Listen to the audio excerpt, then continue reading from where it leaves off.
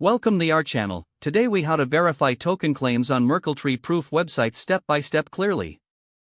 To verify token claims on MerkleTree proof websites, start by navigating to the specific MerkleTree proof website you are using. Once on the home page, locate the verification section, often labeled as Verify Proof or something similar. Next, gather the necessary data points for verification, including the token's Merkle root, the leaf node, and the proof array. Input the token's Merkle root into the designated field on the website. Proceed to enter the leaf node into the appropriate input area. Now, input the proof array, which should consist of the hash values needed to validate the token's existence. After entering all necessary information, double-check to ensure accuracy.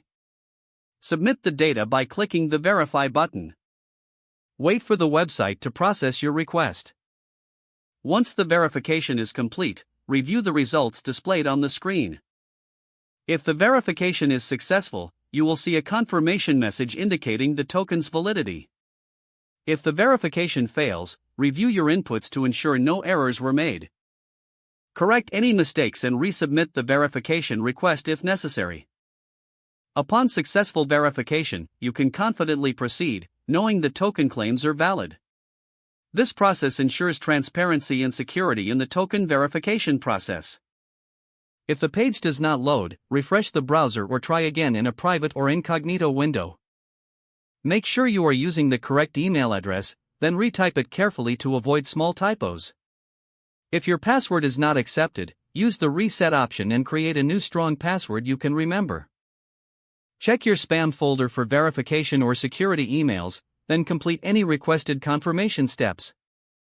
Enable two-factor authentication if available to improve account security and reduce unauthorized access risk. After signing in, review your profile details so your contact information and settings are accurate and current. If you see an error message, note it down and try again after restarting your device and internet connection.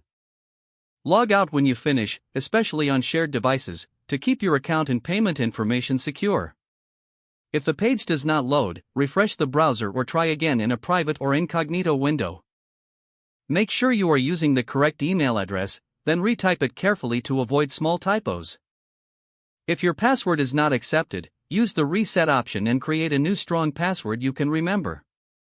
Check your spam folder for verification or security emails, then complete any requested confirmation steps. Enable two-factor authentication if available to improve account security and reduce unauthorized access risk.